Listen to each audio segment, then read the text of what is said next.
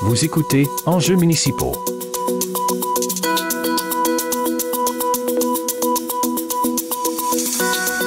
Alors, je suis en compagnie de Laurent Gélina, chargé de projet à la Régie intermunicipale de traitement des matières résiduelles de la Gaspésie. Bonjour. Bonjour. Alors, on va parler de la deuxième vie des matières qui se retrouvent ici à l'éco-centre. Oui. Donc, on commence avec le bardeau d'asphalte. Le bardeau d'asphalte, oui, exactement. Donc, c'est ça, on reçoit beaucoup de matières ici à l'éco-centre, puis il y en a, la majorité, en fait, ont droit à une deuxième vie. C'est 60% des matières qu'on reçoit qui vont avoir une deuxième vie, donc ils ne vont pas aller à l'enfouissement.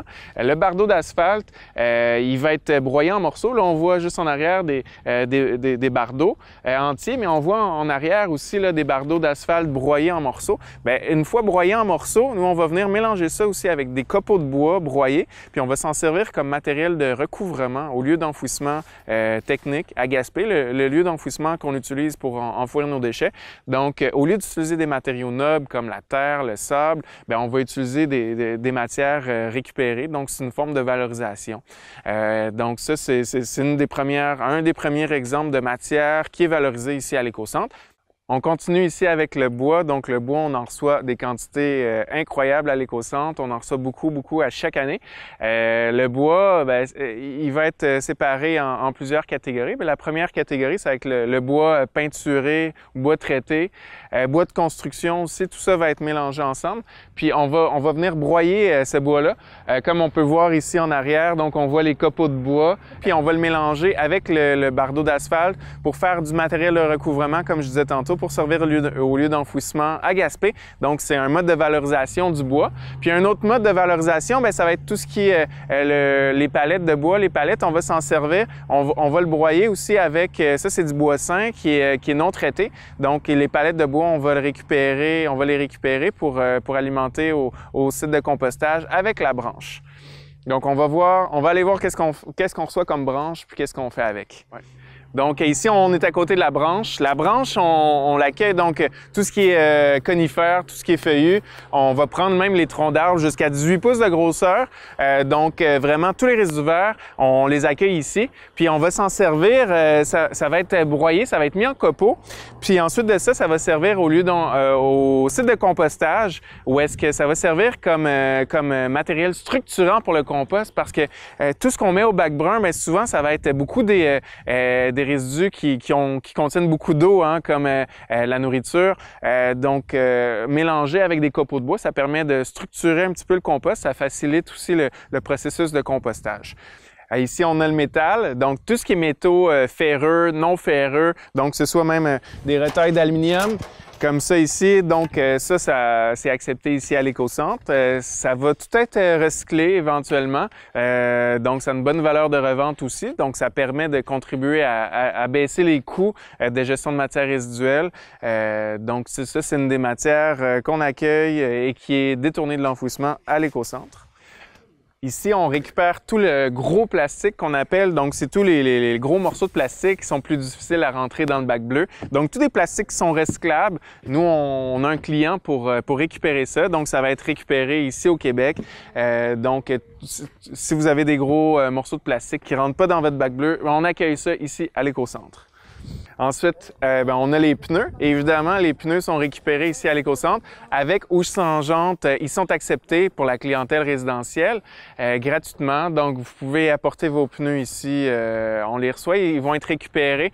Et ça va être encadré par Recycle Québec, la récupération. Donc, ils vont être valorisés. Ça peut faire soit des planchers pour le bétail, des petits coussins pour le bétail ou tout autre projet de valorisation. Mais tous les pneus sont récupérés. Il y a aussi une entreprise, chose intéressante à noter, une entreprise basée à Rimouski qui fait qui reforme les pneus aussi. Donc, ça s'appelle Technopneus. Donc, vous pouvez trouver ça même chez les commerçants d'ici, du coin. Donc, des pneus qui sont récupérés, qui viennent notamment de nos éco-centres, qui sont remis en forme, puis qui sont revendus là, à prix moindre aussi que des pneus réguliers. Puis, ça fonctionne très bien. J'en ai moi-même. C'est fantastique. Après le bardeau d'asphalte et le bois qu'on récupère, ben, il y a un autre matériau de construction qu'on récupère, ben, c'est le gyproc.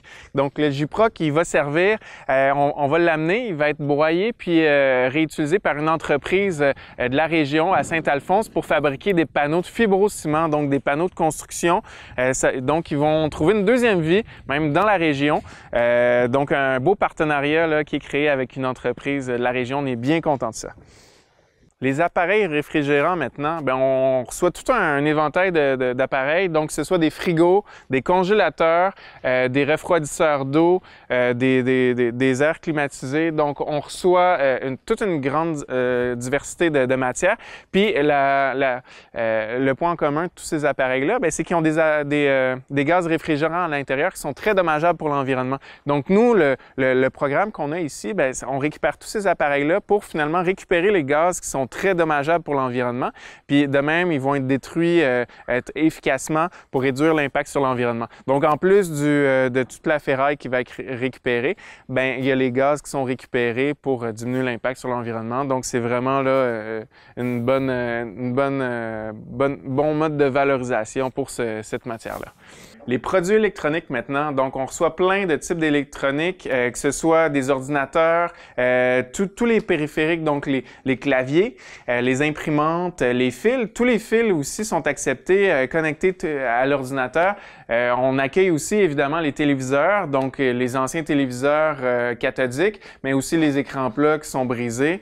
Les consoles de jeux vidéo, aussi les systèmes de son, comme on voit ici, on voit une ancienne caisse de son, les radios, les lecteurs DVD, VHS, on reçoit vraiment beaucoup de matière. Puis tout ça, ça va avoir une deuxième vie, ça va être broyé en petits morceaux. Puis ensuite, les matières vont être séparées. Donc tous les métaux précieux, les métaux rares, bien, ils vont être récupérés. Le plastique aussi va être récupéré. C'est au-dessus de 95% de ces appareils-là qui vont être recyclés. Donc c'est pas rien.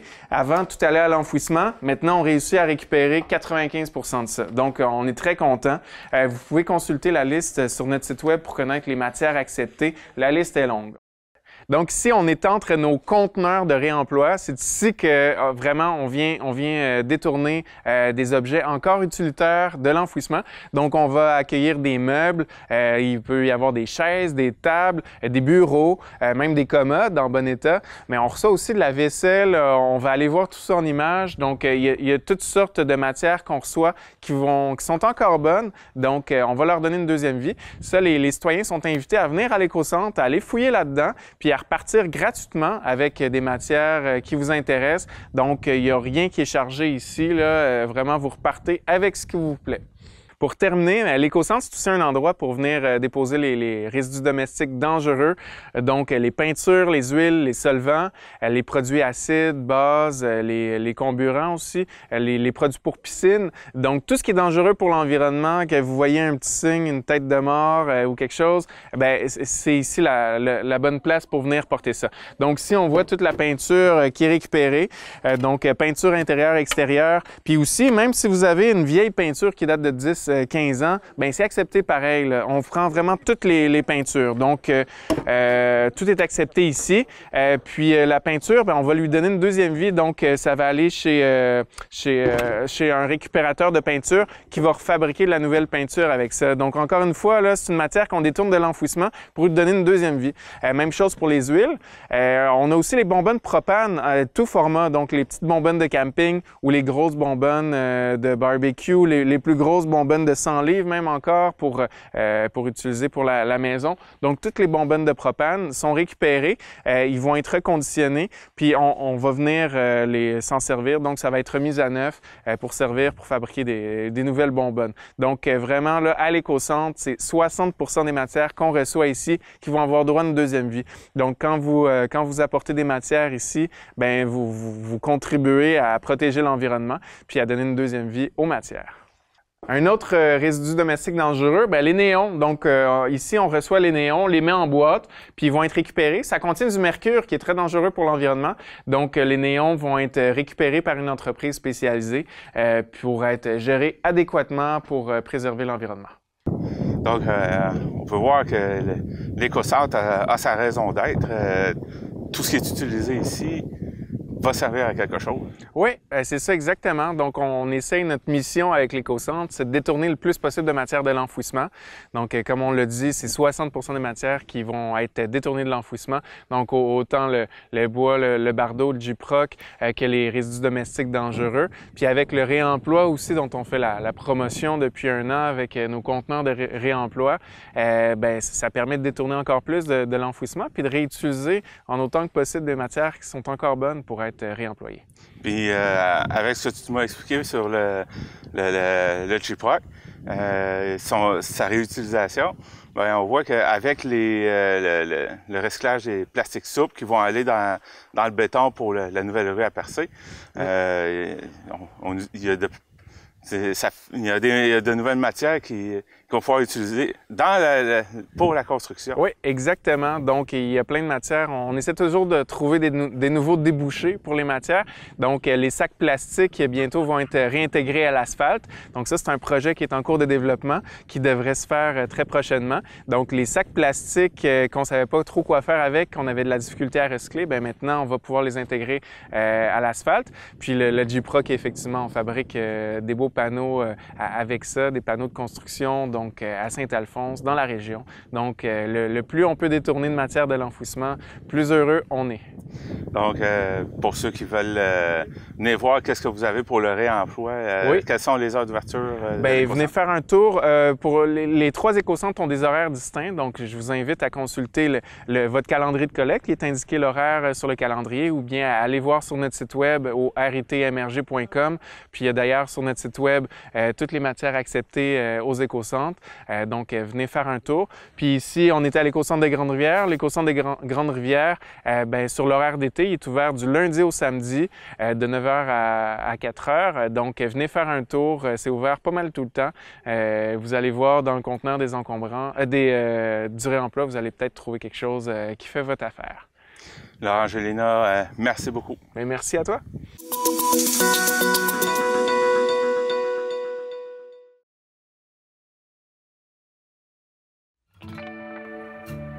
Les jardins fleuris de Cap-d'Espoir et Pabeau, l'endroit idéal pour découvrir l'univers des fleurs et du potager. Engrais de toutes sortes disponibles, contenant et tout le nécessaire pour réussir sa récolte ou son aménagement paysager. Découvrez notre nouveau site internet, lesjardinsfleuris.ca, et visitez notre page Facebook pour connaître nos heures et jours d'ouverture. La qualité, la variété, les conseils judicieux, c'est au 1416 route 132 Cap-d'Espoir et au 14 route Hamilton-Pabeau que vous trouverez satisfaction.